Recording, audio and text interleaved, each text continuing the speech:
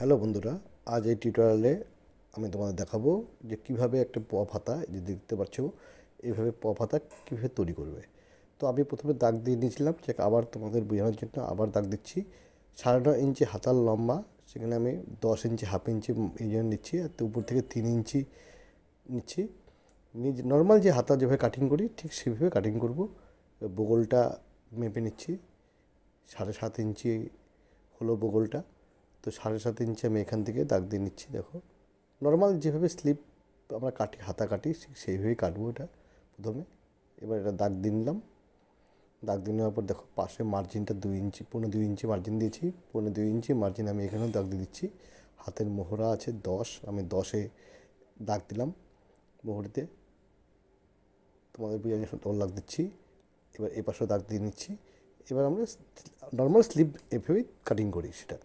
এবার এই পাপ কাটার জন্য কী করব, আমরা উপরে এখানে যে যে মাপটা নিয়েছি সেখান থেকে আরও 5 ইঞ্চি কাপড় বেশি নেব। মানে 9.5, 10 নিয়েছি হাফ ইঞ্চির জন্য, আরও 15 ইঞ্চি, টোটাল সর্বমোট 15 ইঞ্চি কাপড় নেব। এবার এই যে 5 ইঞ্চি কাপড় দাগ দিলাম, এবার এই মূল দাগের এখান থেকে আমি আরও 5 ইঞ্চিতে দাগ দিচ্ছি, একটা 5 ইঞ্চি দূরে দাগ দিচ্ছি। এবার কী করব, এখান থেকে এই দাগটাকে 5 ইঞ্চিতে মিলিয়ে দেব, এই পয়েন্টে মিলিয়ে দিলাম।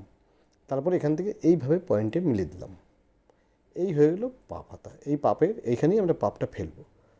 তো এবার কি করছি, এবার দেখো, এবার আরেকটি দাগ দিচ্ছি, কারণ যে আমি তালপাট কাটবো বলে তালপাটটা একবারে কেটে দেবো। সে তালপাটের দাগটা আমি দিয়ে নিলাম। দুটো দাগ হয়ে গেলো, হাফ ইঞ্চি মতো দাগ কম বেশি করে দিলাম। তো এইভাবে রেডি আমাদের কাটা। এবার আমরা কেটে নিই। দেখো, এখান থেকে কাটিংয়ে যে দাগটা দিচ্ছি সেই দাগের থেকে মার্জিন বাদ দিয়ে এখানে একইভাবে সমানভাবে আগে সামনে কাপড়টা কেটে নেব, তারপর তালপাটটা পরে খুলে কাটবো। এবার এখানে একটা পয়েন্ট আউট করে নিতে হবে। এবার খুলে তালপাটটা কেটে নিচ্ছি। দেখো, এই যে দুটো পাটে তালপাট কেটে নিলাম, দুটো কাপড়ে কিন্তু। নিচের বাকি দুটো কাপড় কিন্তু থেকে গেল। এখানে ডবল করে আছে, চারটে কাপড় আছে, এই যে তো চারটা ডবল ফোর ভাঁজ করা আছে। দাগ করে পয়েন্ট কাট করে নিলাম, যাতে হাতে লাগানোর সময় সুবিধা হয়। ক্রস চিহ্ন দিয়ে নিলাম। এবার এই পয়েন্টে কেটে নিলাম, কেন ওই পর্যন্ত তোমার এই কুচিটা হবে, সেই জন্য ওইখানে চিহ্ন দিলাম। এই ঠিক এখান থেকে কুচিটা হবে, ঠিক মিডিল থেকে ধরে, মিডিল থেকে ধরে কুচিটা আমরা এভাবে ফেলে আসবো। উপর দিক করে প্রথমে এই পাশে ফেলে আসবো, পরে ওই পাশে আবার ওইভাবেই মুখোমুখি রেখে আবার কুচিগুলো দিয়ে আসবো। তো এইভাবে আমি কেটে নিয়েছি। দেখতে পাচ্ছ কোথা থেকে কোন পয়েন্ট থেকে ধরেছি এবং কোন পয়েন্টে শেষ করলাম। এবার চলো মেশিনে গিয়ে আবার তোমাদের দেখাচ্ছি। মেশিনে চলে এসেছি। দেখো, প্রথমে মিডিলটা নিচ্ছি, এটা মিডিল, একদম মিডিলের এখানে রেখে দেখো প্রথমে উপর দিক করে কুচিগুলো ফেলবো। দেখতে পাচ্ছ উপর দিক করে ফেলছি। এভাবে উপর দিকে ভাঁজ করে একটা কুচি ফেলে নিলাম। তোমরা যারা নতুন তারা পিন করে নিতে পারো, তাই পিন করছি না আমি। দেখো এভাবে কুচিগুলো ফেলে যাচ্ছি। 5-6টা কুচি হবে। তো কুচিগুলো ফেলে যাচ্ছি, দেখতে পাচ্ছ। ঠিক ওই পয়েন্টে যে কেটেছিলাম ওই পর্যন্ত আমি ফেলবো।